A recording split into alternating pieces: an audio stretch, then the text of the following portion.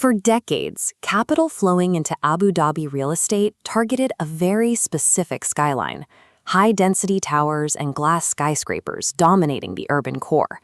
Now, that capital is moving towards the coast. Developers are executing a massive pivot, directing billions into sprawling, nature-integrated island megaprojects. Look at the marketing collateral for these new developments, and you will see the exact same promises repeated across the board: holistic wellness, untouched ecosystems, and deep integration with nature. But delivering those promises requires moving millions of tons of earth. You cannot build a luxury oasis in shallow coastal waters without heavy terraforming, dredging, and poured concrete. High net worth buyers looking at these properties have to strip away the pristine marketing brochures. Buying into these master plans means accepting the permanent, physical compromises required to actually live on them. Right now, 3 major developments are launching simultaneously to capture this market: Ramhan, Jubail, and Fahid Islands. Evaluating them requires confronting an unavoidable physical reality. You cannot have absolute ecological preservation and mega-resort indulgence on the exact same square foot of land. Every master plan leans one way. This matrix shows the raw logistics, starting with their distance to the mainland and airport. All offer roughly a 20-minute commute, but their architectural approaches are distinct. Jubail operates on a strict village framework, while Ramhan is engineered as an exotic floating resort. Committing capital based on a concept rendering is a financial liability. Buyers need to choose the master plan that functionally supports how they actually intend to live day to day. This quadrant chart gives us an objective way to evaluate these master plans against their marketing. Moving from left to right on the x-axis tracks exactly how much raw earth a developer must alter or destroy to accommodate the luxury experience. The y-axis measures daily resident experience, scaling from highly walkable, communal villages at the bottom to isolated, high-privacy enclaves at the top.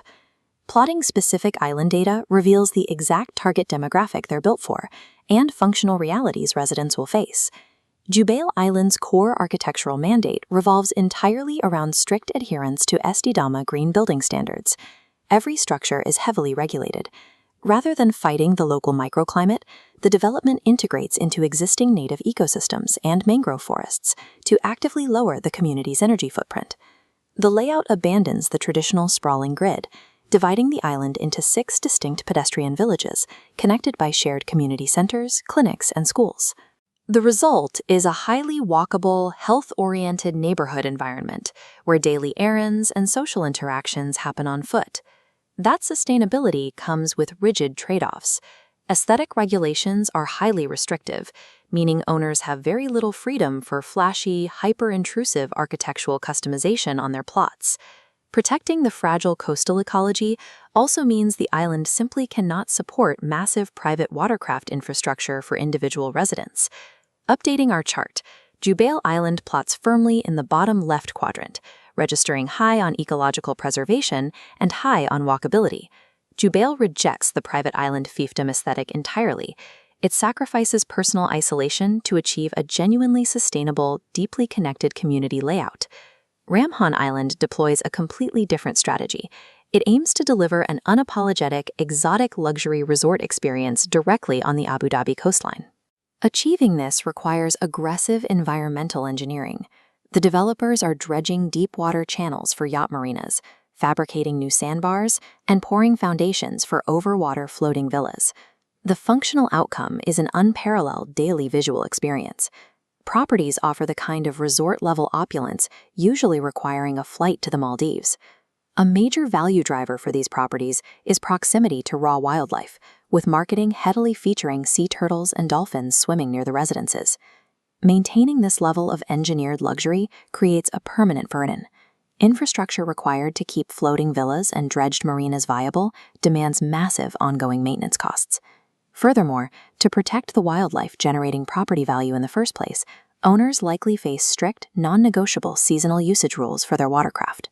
When we bring Ramhan onto the chart, it plots in the top right quadrant, scoring high on resort opulence and high on isolated privacy. Ramhan's massive infrastructure physically alters the nature it advertises. It is a development that heavily prioritizes high-end exclusivity and private amenities over absolute environmental preservation. We can translate the data from these master plans into a concrete decision-making tool to identify actionable buyer personas. This flowchart maps choices based on core lifestyle drivers. What defines your ideal coastal life?